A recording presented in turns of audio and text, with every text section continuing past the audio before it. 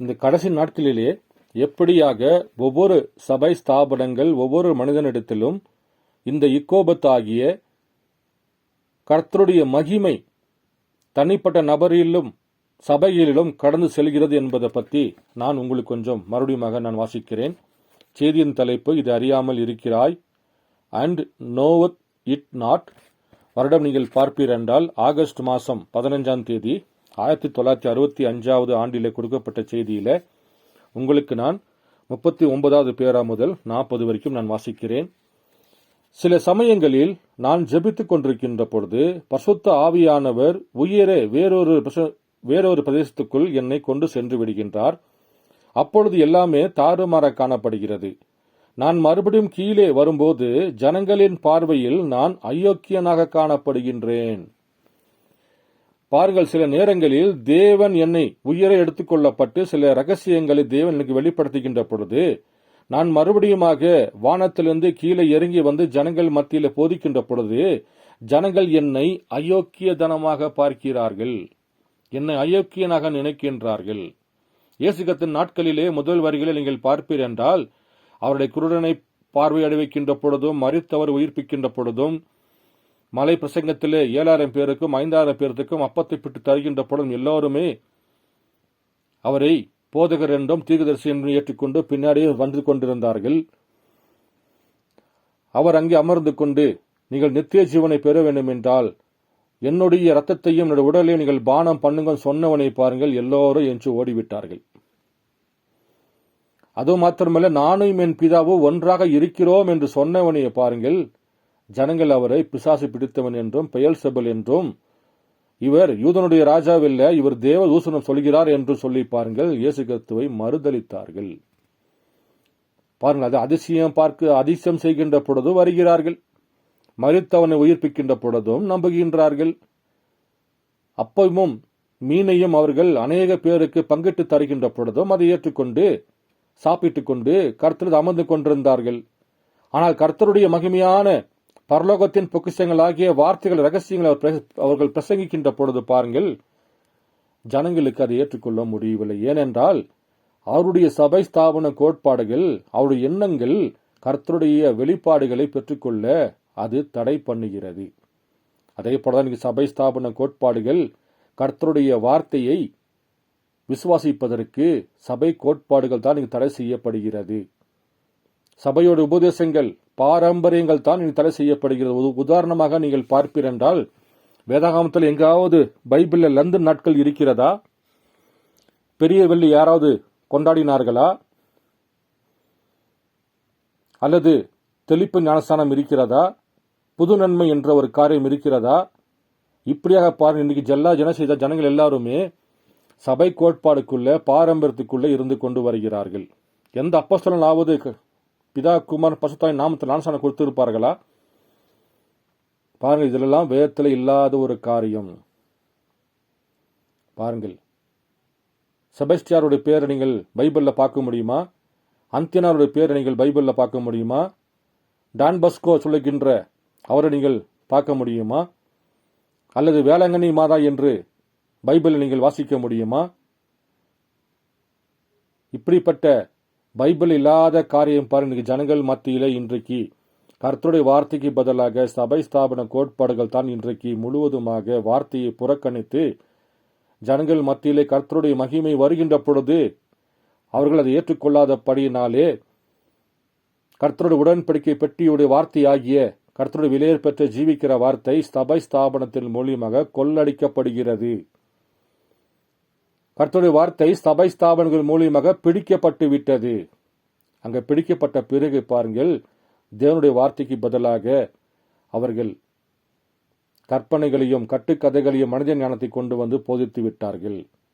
ஆனால் கர்த்தர் உண்மையான ஒரு ஊழியக்காரனை தெரிந்து கொண்டு அவரை மேலே பரலோகத்துக்கு கொண்டு போய் சில காட்சிகளை காண்பித்து அவரை பூமிக்கு கொண்டு வருகின்ற பொழுது பாருங்கள், ஜனங்கள் அவர்களை ஏற்றுக்கொள்ளவில்லை. அதுதான் முதல் வரிகளை இயேசு கிறிஸ்துவை ஏற்றுக்கொள்ளவில்லை.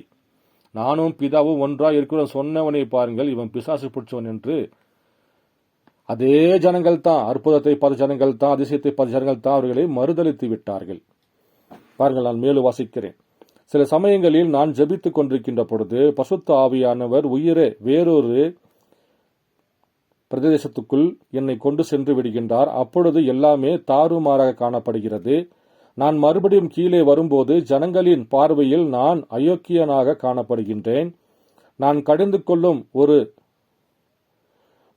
மூடனாக கருதப்படுகின்றேன். ஏனெனில் நான் ஒரு பைத்தியக்காரனாக வயதுபனாக அங்கு நின்று கொண்டு ஜனங்கள் எப்பொழுதும் கடிந்து கொள்பவனாக இருக்கிறேன். ஆனால் நீங்கள் ஒரு முறையாவது அந்த பிரதேசத்துக்குள் ஏறி தேவனுடைய சமூகத்தில் செல்வீர்களானால் உணர்ச்சி வசப்படுவதனால் அல்ல, ஆனால் பசுத்த ஆவியானவர் உங்களை உண்மையாக உயர கொண்டு செல்லும் போது எல்லாமே இக்கோபத் என்று எழுதப்பட்டு உள்ளது. பாருங்கள், அப்ப கர்த்தருடைய வார்த்தை மீட்கப்படும் நாளுக்கென்று முத்திரை கொடுக்கப்பட்ட பசுத்தாவி உங்களுக்குள்ளே வாசம் செய்யவில்லை என்றால் அது இக்கோபத் என்று எழுதப்பட்டு உள்ளது. எப்படியாக தேவன் மோசையின் நாட்களிலே ஒவ்வொரு வீட்டினுடைய நிலைக்கால்களில் ஒரு ஆட்டுக்குட்டி வெட்டப்பட்டு அந்த ரத்தம் நிலைக்கால்களில் தெளிக்கப்பட்டு அந்த ரத்தம் அவர்களுக்கு அன்றைய நாட்களில் ஒரு மீட்பாக இருந்ததோ, ரத்தம் தெளிக்கப்படாத வீட்டுக்குள்ளிலே மரணம் ஏற்பட்டதோ, அதே போல இன்றைக்கு தேவன் ஒரு சரீரத்தை தேவன் தெரிந்து கொள்கின்றார். ஒரு சரீரத்தினுடைய நிலைக்கால்கள் தான் அவர்களுடைய நெத்தியாக இருக்கிறது. அந்த நெற்றியிலே பாருங்கள், தேவனுடைய முத்திரை பதிக்கப்பட வேண்டும், அல்ல இல்லை என்றால் பியாசனுடைய முத்திரை பதிக்கப்பட வேண்டும். அப்ப இன்றைக்கு நாம் நம்முடைய சரீரமாகிய இந்த நிலைக்கால் ஆகிய நெற்றியிலே பாருங்கள், கர்த்தராலே முன்குறிக்கப்பட்ட பிள்ளைகள் இருக்கும் என்றால் அவர்கள் நெத்தியிலே தேவனுடைய முத்திரை ஆகிய பசுத்தாவியை அவர்கள் பதிவிடப்படுகின்றார்கள். மீட்கப்படும் நாளுக்கென்று கொடுக்கப்பட்ட பசுத்தாவியாகிய முத்திரை, அதுதான் தேவனுடைய முத்திரை. அப்ப இன்றைக்கு ஜனங்கள் சபை ஸ்தாபன கோட்பாடுக்குள்ளே வாழ்ந்து கொண்டு தன்னுடைய நிலைக்காலாகிய நெற்றியிலே பாருங்கள் சபை ஸ்தாபன கோட்பாடுகள் தான் பதிவிட்டுக் கொண்டிருக்கின்றார்கள். அப்போ ஒரு மனிதன் பூமியிலே வாழுகின்ற பொழுது ஒன்று அவன் தேவனுடைய முத்திரைக்குள்ள இருக்க வேண்டும், அல்லது பியாசனுடைய முத்திரைக்குள்ள இருக்க வேண்டும். அப்ப தேவனுடைய முத்திரை என்பது என்ன? வார்த்தை, அது பசுத்தாவே இருக்கிறது. அப்ப இன்றைக்கு நம்முடைய சரீரத்தில் இருக்கிற நிலைக்கால் என்பது தன்னுடைய நெற்றியாக இருக்கிறது. தேவனுடைய பிள்ளைகளுக்கு தேவன் நெற்றியிலே தன்னுடைய பசுத்தாவை சொல்லக்கூடிய தேவனுடைய முத்திரையை தேவன் அடையாளப்படுத்துகின்றார். அதே தேவனுடைய வார்த்தையை கீழ்ப்படியாத முன்குறிக்கப்படாத பிள்ளைகளுக்கோ தேவன் அதே நெற்றியின் மேலே மிருகத்தின் முத்திரையை தேவன் பதிவிடுகின்றார். அந்த மிருகத்தின் முத்திரை என்பது என்ன? கர்த்தருடைய வார்த்தையை மறுதலிப்பது. கர்த்தருடைய வார்த்தையை ஏற்றுக்கொள்வது பசுத்தாவி என்று முத்திரையை போடுகின்றார். அதே வார்த்தையை மறுதலிக்கின்ற பொழுது, அவிசுவாசத்தனமாக ஒருத்தன் இருக்கின்ற பொழுது அவன் நெற்றியிலே பாருங்கள் மிருகத்தின் முத்திரையை தேவன் போடுகின்றார். பாருங்கள், லாகப்போ வேசி நாட்களிலே சிகப்பு நூல் கட்டப்பட்டது. இயேசுகிறிஸ்து நாட்களிலே கல்வாரி சிலுவையிலே ரத்தம் சிந்தப்பட்டது, அது மீட்பாக இருந்தது. மோசே நாட்களில் நிலைக்காலிலே ஆட்டுக்குட்டி ரத்தம் தெளிக்கப்பட்டது. இன்றைக்கு ஒவ்வொரு மனிதனுடைய, ஏனென்றால் தேவன் நீங்கள் என்னுடைய ஆலயம் என்று சொல்லியிருக்கின்றார், உங்கள் சரீரமே நான் தங்குகிற வாசஸ்தலம் என்று சொல்லியிருக்கின்றார். அப்படி என்றால் பசுத்தாய் உங்களுக்குள் வர வேண்டும் என்றால் உங்கள் நெற்றியாகிய நிலைக்காலில் கர்த்தருடைய முத்திரை பதித்திருக்க வேண்டும். அப்படி பதிக்கப்படாத நெற்றிகளில் பாருங்கள் தேவன் இக்கோபத் என்று எழுதப்பட்டிருக்கிறது என்று சொல்லுகின்றார். இக்கோபத் என்றால் என்ன? கர்த்தருடைய மகிமை சென்று விட்டது. ஒரு மனிதன் தேவனுடைய முத்திரையை பெற்றுக்கொள்ள வேண்டும், அல்லது பேச முத்திரை பெற்றுக்கொள்ள, ரெண்டில் ஏதாவது ஒன்று கண்டிப்பாக அவன் பெற்றுக்கொள்ள வேண்டியவனாக இருக்கின்றான். அப்படி என்றால் இன்னைக்கு சபை ஸ்தாபன கோட்பாடு நம்ம சிந்தையில் இருந்து கொண்டு தேவன் இப்படித்தான் வருவாரு, அப்படித்தான் வருவாரு என்று நீங்கள் எண்ணம் கொண்டிருப்பீர் என்றால் உங்கள் நெத்தியிலே பாருங்கள் இக்கோபத் என்று எழுதப்படுகிறது. ஆனால் தேவனாலே முன்குறிக்கப்பட்ட பிள்ளையிடத்திலே பாருங்கள் வார்த்தை என சொல்லக்கூடிய பசுத்தாவிய தேவன் பதிவிடுகின்றார். பாருங்கள், மேலும் வாசிக்கிறேன். ஆனால் பசுத்த ஆவியானவர் உங்களை உண்மையாக உயிரை கொண்டு செல்லும் போது எல்லாமே இக்கோபத் என்று எழுதப்பட்டுள்ளது. கர்த்தருடைய மகிமை அனைத்து ஸ்தாபனங்களையும் விட்டு போய்விட்டது. அது உண்மை. அவர்கள் யாருமே சரியில்லை. பாருங்கள், அப்ப கர்த்தருடைய மகிமை சபை ஸ்தாபனங்களாகட்டும், அந்த சபை ஸ்தாபனம் சென்று கொண்டிருக்கின்ற விசுவாசிகளாகட்டும், பாருங்கள் அவர்கள் நெத்தியிலே இக்கோபத் என்று எழுதப்பட்டுள்ளது. கர்த்தருடைய மகிமை சென்று விட்டது. சபை ஸ்தாபனோடு சென்று விட்டது. சபை கோட்பாடு சென்று விட்டது. யாருமே சரியில்லை. ஏனென்றால் எல்லோருமே ஏலியுடைய மகன்களைப் போல பேருக்கு மாத்திரமே நான் ஏலியுடைய மகன் அல்லது ஏலி நான் ஒரு ஆசன் என்று நின்று கொண்டு கர்த்தருடைய வார்த்தைக்கு பதிலாக கீழ்ப்படுவதற்கு பதிலாக அவன் கண்டு கொள்ளாமல் விட்டதனாலே நாட்டு மக்களும் அங்கே இழந்து போய்விட்டார்கள். தன் குடும்பம் இழந்து போய்விட்டு தன் ஜீவன் இழந்து போய் உடன்படிக்கை பெட்டியும் இழந்து போய் இக்கோபத் என்று தன் மருமகள் கத்தி கதறி அழுகின்றாள். அதே போல நீங்களும் அந்த பெண்ணை போல இல்லாதபடிக்கு கர்த்தருடைய வார்த்தையை நீங்கள் கேட்டுக்கொண்டு கர்த்தருடைய வார்த்தையை உங்களிடத்தில் கடந்து போகாதபடிக்கு இந்த 3வது வேதாகமத்தை எடுத்து ஆராய்ந்து பார்த்து நாம் எங்கே இருக்கிறோம், தேவன் நம்மளை வார்த்தையின் மூலியமாக கர்த்தருடைய முத்திரையை போட்டு நம்மளை அபிஷேகம் பண்ணியிருக்கின்றாரா, அல்லது சபை ஸ்தாபனங்கள் கோட்பாடுகளை வைத்துக் கொண்டு தேவன் நமக்கு மிருகத்தின் முத்திரையை போட்டு விட்டாரா? பாருங்கள், நெற்றில் சிந்தையிலே உங்கள் சிந்தையிலே கர்த்தருடைய வார்த்தை இருக்கும் என்றால் நீங்கள் கர்த்தருடைய பாகமாக இருக்கிறீர்கள். 1-2 அல்ல, ஒரு பாகத்தை மாத்திரம் ஏற்றுக்கொண்டு மற்ற பாகத்தை மறுதளிப்பவள் மனவாட்டி அல்ல. 100% பரிபூர்ணம் உள்ளவள் தான் மனவாட்டி என்று வேதம் போதிக்கிறது. ஆதியாமத்திலிருந்து வெளிப்படுதல் வைக்கும் எல்லா ரகசியத்துக்கும் ஒரு கீழ்ப்படுகிறவள் தான் மனவாட்டி என்று போதிக்கப்படுகின்றது. ஆனால் 2 வார்த்தை ஏற்றுக்கொண்டு 3 வார்த்தை ஏற்றுக்கொண்டு ஒரு பெண்ணாக இருக்கின்ற பொழுது நான் அலங்காரப்படுத்திக் கொள்வது இல்லை, குட்டைக்கால் சட்டை போட்டுக் கொள்வது இல்லை, நான் இப்படி சரியாக சொல்லிக்கிட்டு முடியை வெட்டுகின்ற பொழுது பாருங்கள், அவள் இக்கோபத் அவளை விட்டு கடந்து செல்கின்றது. கர்த்தருடைய மகிமை அவளை விட்டு கடந்து செல்கின்றது. சபை ஸ்தாபனங்கள் நாங்கள் இயேசு கிறிஸ்து நாமத்தில் ஞானஸ்நானம் பெற்றுக்கிட்டோம், எங்க சபை இந்த கடைசி கால உரைக்கப்பட்ட வார்த்தையின் பிரகாரம் வருகிறோம் என்று சொல்லிக்கொண்டு இன்றைக்கு வெளிப்பட்ட மெஸ்ஸியா யார் என்று நீங்கள் அடையாளம் கண்டு கொள்ளாத இருக்கின்ற பொழுது நீங்கள் என்டெம் சர்ச்சில் வந்து ஞானஸ்நானத்தை பெற்றுக்கொண்டால் என்ன, அல்லது ஆர்சி மதத்தில் ஞானஸ்நானம் பெற்றுக்கொண்டால் என எல்லாம் ஒன்றுதான். இன்றைக்கு வெளிப்பட்ட மெஸ்ஸியா யார் என்பதை நீங்கள் கண்டு கொள்ள வேண்டும். கர்த்தர் வரவேன்னு சொன்னாரே, வந்தாரா இல்லையா?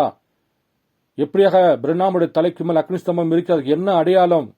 இவர் எப்படிப்பா இயேசு கிறிஸ்துவ போலவே மெஸ்ஸியாவுடைய அடையாளம் செய்கின்றாரே, இது எப்படிப்பட்ட காரியம் நிகழும்? ஆட்டுக்குட்டியானவர் மாத்திரமே முத்திரைகளை உடைக்க வேண்டும் என்று வேதம் போதிக்கிறதே, வெளிப்படுத்தல் புஸ்தகம் 5ஆம் அதிகாரம் போதிக்கிறதே. ஆனால் பிரண்ணாம் அதை எப்படி உடைத்தார்? அதை பிரண்ணாமால எப்படி உடைக்க முடியும்? வானத்திலாவது பூமியிலாவது பூமியின் கீழே யாராவது இந்த முத்திரையை உடைப்பதற்கும் பார்ப்பதற்கும் புஸ்தகத்தை வாசிப்பதற்கும் யாருக்குமே தகுதியில் என்று வேதம் போதிக்கிறதே. அப்படியாக இருக்கின்ற பொழுது இந்த பிரண்ணா மாற்றம் எப்படி உடைக்க முடியும்? ஆட்டுக்குட்டியானவர் தானே முத்திரை உடைக்க வேண்டும் என்று வேதத்தில் போட்டிருக்கிறதே. அப்படி என்றால் எப்படி பிரண்ணாம் உடைக்க முடியும் என்று யாரை சிந்தித்து பார்ப்பீர்களா? சிந்தித்து பாருங்கள். இல்லை என்றால் இக்கோபத் உங்களை விட்டு கடந்து சென்று விடும். பாருங்கள், நான் மேலும் ஒரு செய்தியிலிருந்து நான் வாசிக்கிறேன்.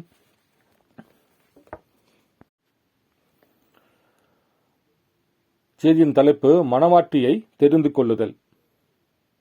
65வது ஆண்டு 4வது மாதம் 29ஆம் தேதி மாலையில் கொடுக்கப்பட்ட செய்தி.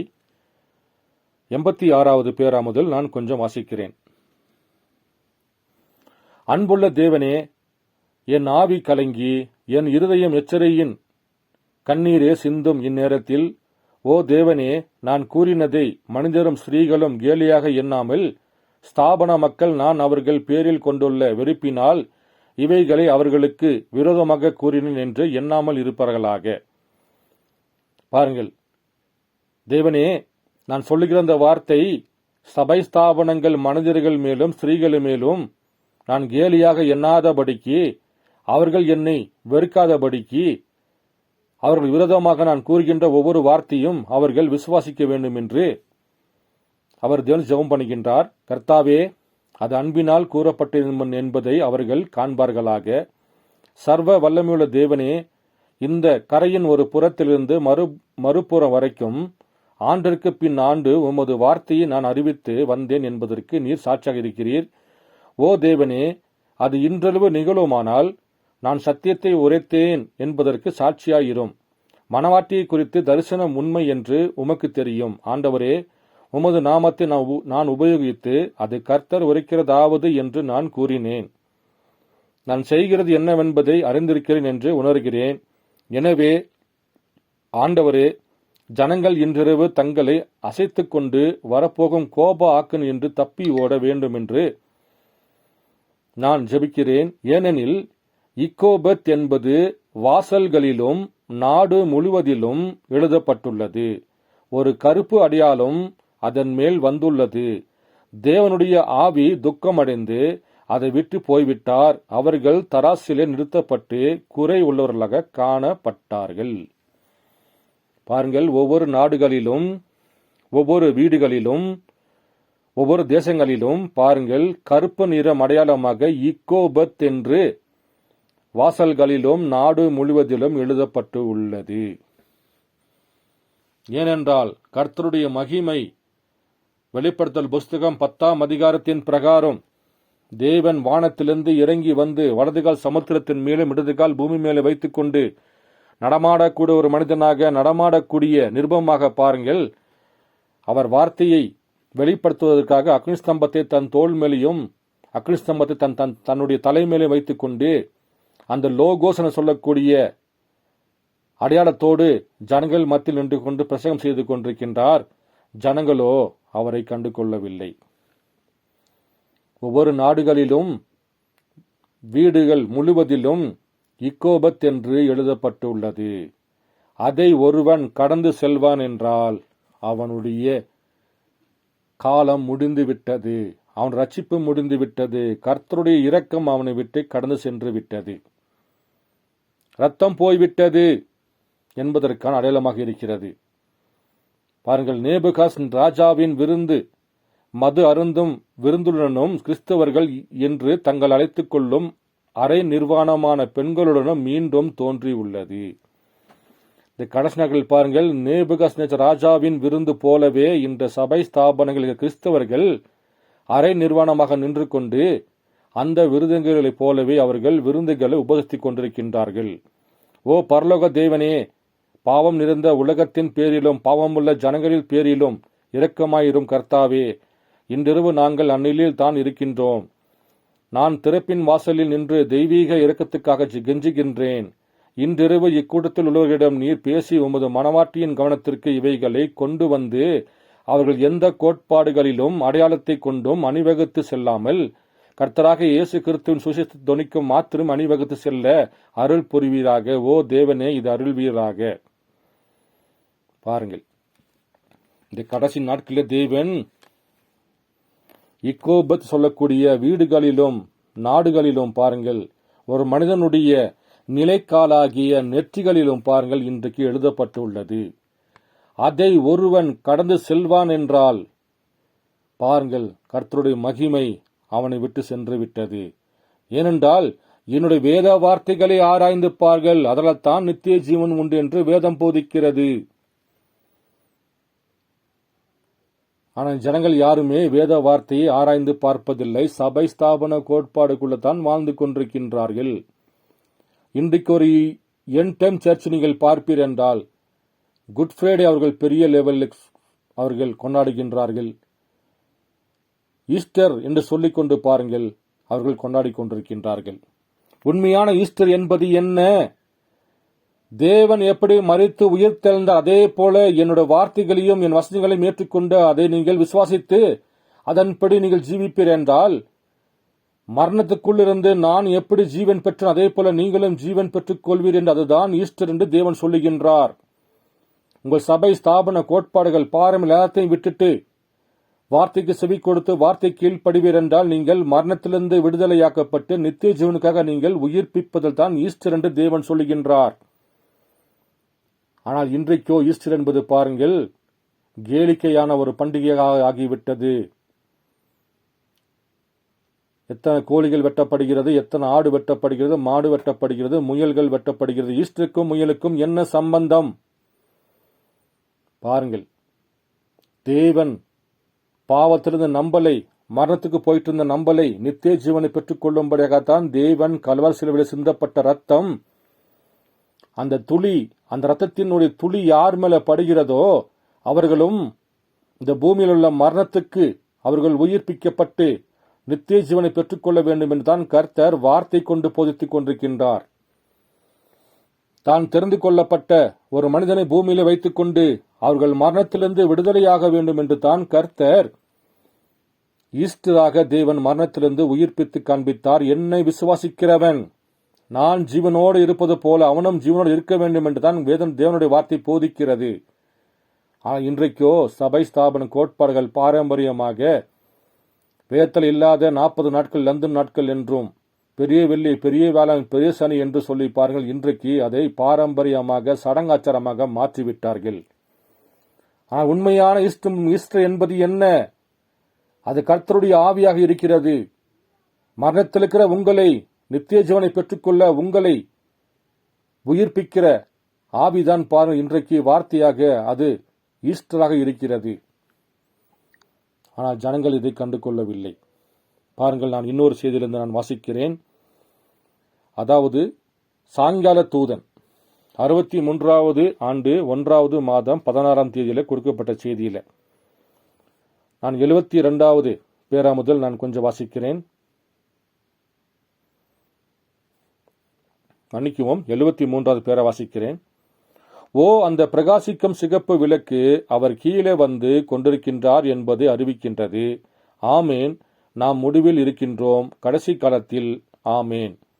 இக்கோபத் என்று எழுதப்பட்டுள்ள அந்த பிரகாசிக்கும் சிகப்பு அடையாள விளக்கு எல்லா விடங்களிலும் பிரகாசித்துக் கொண்டிருக்கிறது. காலமானது முடிந்துவிட்டது, நேரம் கடந்து விட்டது. பாருங்கள், தேவன் பலமுள்ள தூதன் வானத்திலிருந்து இறங்கி வருகின்ற பொழுது பாருங்கள், அவர் 7ஆம் தூதனுக்குள்ள பரிபூர்ணமாகின்றார். வலதுகால் சமுத்திரத்தின் மேலும் இடதுகால் பூமி மேலே வைத்துக் கொண்டு வார்த்தையின் ரகசியங்களை வெளிப்படுத்துகின்ற பொழுது பாருங்கள், அது இந்த கடைசி நாட்களிலே இக்கோபத்தாக இருக்கிறது. அது பிரகாசிக்கும் சிகப்பு அடையாளமாக விளக்காக எல்லாவிடங்களிலும் பிரகாசித்துக் கொண்டிருக்கின்றது. மோசே நாட்களிலே ஆட்டுக்குட்டி ரத்தமாக பிரகாசித்துக் கொண்டிருந்தது. ராகாபேசி நாட்களிலே சிகப்பு நூலாக பிரகாசித்துக் கொண்டிருக்கின்றது. இயேசுகிறிஸ்து நாட்களிலே கல்வாரி சிலுவையாக நின்று கொண்டிருக்கிறது. இந்த கடைசி நாட்களிலே பாருங்கள், அது வார்த்தையாக ஜொலித்துக் கொண்டிருக்கின்றது. அப்போ இன்றைக்கு ஒரு சபை மணவாட்டி அல்ல, தனிப்பட்ட நபரே மணவாட்டி. அப்போ ஒரு தனிப்பட்ட நபரினுடைய நெத்தியிலே பாருங்கள் கர்த்தருடைய முத்திரை பதிக்கப்பட்டிருந்தால் அவன் ரட்சிக்கப்பட்ட பிள்ளையாய், மீட்பின் பிள்ளையாய், தேவனுடைய குமாரன் குமாரத்தியாய், சேஷ்டபுத்திரத்தை பாகத்தை பெற்றுக்கொண்டவனாய் பாருங்கள் அவன் மீட்கப்பட்ட பிள்ளையாய் இருக்கின்றான்.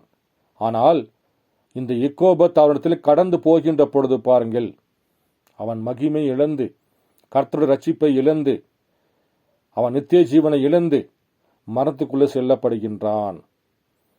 பாருங்கள், நான் மேலும் வாசிக்கிறேன். ஆமேன். இக்கோபத் என்று எழுதப்பட்டுள்ள அந்த பிரகாசிக்கும் சிகப்பு அடையாளம் விளக்கு எல்லா இடங்களிலும் பிரகாசித்துக் கொண்டிருக்கிறது. காலமானது முடிந்துவிட்டது, நேரம் கடந்து விட்டது. விஞ்ஞானம் தனது முடிவை அடைந்துவிட்டது. அது சரி. இப்பொழுது முழு உலகத்தையே வெடிக்கச் செய்யும் ஏதோ ஒன்றை அவர்கள் கண்டுபிடித்து உள்ளனர். ஒருவரை ஒருவர் பார்த்து பயப்படுகின்றனர். அவர்கள் கடைசி காலத்தில் மணி நேரத்தில் இருக்கிறார்கள். நாகரிகமானது மக்களை ஒரு நிலைக்கு அதன் உச்ச நிலையில் பின்னோக்கி வீசுகின்றது, ஊஞ்சலாடுகின்றது. ஜனங்கள் நாகரிகம் பொருந்திய ஒழுக்க நெறியுள்ள ஜனங்களாக நடந்து கொள்வதில்லை. ஒரு நவீன இசைக்குழுவில் அங்கம் வகித்து பூனை மீசை மயிரை போன்ற இப்படி தொங்கிக் கொண்டிருக்கும் மீசையை வைத்துக்கொண்டு குறிப்பிட்ட அளவிற்கு மேலாக முன்னே உந்தி தள்ளி விரைத்துக்கொண்டு இடுப்பிலிருந்து தொங்கிக் கொண்டிருக்கின்ற பெரிய அரைக்கால் சட்டை அணிந்து கொண்டுதான் காணப்பட வேண்டும் என்று கற்பனை செய்து கொண்டிருக்கின்ற ஒரு மனிதனை பாருங்கள். அவன் ஒரு பள்ளிக்கூட மைதானத்தில் 14 வயது சிறுமிகளை அழைத்து சென்று திரிகின்றான். அங்கு தெருவில் வெளியே செல்கின்றார்கள். இதற்கு பிறகு உலகமான தொடர்ந்து வருகின்றதா இருக்கிறது. அதை விட அதிகம் இருக்குமாயின் பாருங்கள், எல்லாமே இன்று கடந்து சென்று விட்டது. இன்னைக்கு உலகம் என்ன செஞ்சிருச்சு? எல்லாருமே விஞ்ஞான பூர்வமாக நாகரிகமாக மாறிக்கொண்டு ஆண்கள் பெண்களாக மாறிக்கொண்டிருக்கின்றார்கள், பெண்கள் ஆண்களாக மாறிக்கொண்டிருக்கின்றார்கள். பெண்கள் எல்லாம் முடிய வெட்டி கொண்டிருக்கின்றார்கள், ஆண்கள் எல்லாம் முடிய வளர்த்து கொண்டிருக்கின்றார்கள். பெண்கள் துடியெல்லாம் இன்றைக்கு படிப்படியாக அது குறைந்து கொண்டே வருகிறது. அன்பு சகோதர சகோதரிகளே, அவர் நேற்றும் இன்றும் என்று மாறாதேவனாக இருக்கின்றார். அன்றைய நாட்களிலே ஏலி ஒரு தவறு செய்கின்ற பொழுது தன் சபையை மீட்டுக் கொள்ளவில்லை, தன் குமாரர்களை மீட்டுக் கொள்ள முடியவில்லை, தன்னுடைய நாட்டு ஜனங்களை மீட்டுக் கொள்ளவில்லை. உடன்படிக்கை பற்றியும் அவன் மீட்டுக் கொள்ளாதபடிக்கு அவன் இழந்து போகின்ற பொழுது பாருங்கள், அவர்கள் மரணத்துக்குள்ளே சென்று விட்டார்கள். அதே போல தேவன் இன்றைக்கு ஒரு தனிப்பட்ட நபரையே தன்னுடைய ஆலயம் என்று சொல்கின்றார். நான் வாசம் செய்கிற இடம் உங்களுடைய சரீரம், நீங்களே என்னுடைய ஆலயம், நீங்கள் என்னுடைய சக்கினா மகிமை. கர்த்தருடைய ராஜ்யம் எங்கே இருக்கிறது? கர்த்தர் ராஜ்யம் உங்களுக்குள்ளே இருக்கிறது என்று வேதம் போதிக்கிறது. அப்ப இன்றைக்கு ஒவ்வொரு சரீரத்திலும் தேவன் இந்த விலையேறப்பட்ட வார்த்தைகள் உங்களை கடந்து செல்கின்ற பொழுது அது இக்கோபத்தாக இருக்கிறது. அவிசுவாசமே பாவம் என்று வேதம் போதிக்கிறது. நீங்கள் தேவனுடைய வார்த்தைக்கு பதிலாக சபை ஸ்தாபனங்களை ஏற்றுக்கொண்டு தேவனுடைய வார்த்தையின் மீது நீங்கள் அவிசுவாசம் வைக்கின்ற பொழுது பாருங்கள், உங்களுடைய சரீரத்தையும் எண்ணங்களையும் பாருங்கள், இந்த இக்கோபத்தை கடந்து செல்கின்றது. கர்த்தருடைய மகிமை சென்று விட்டது.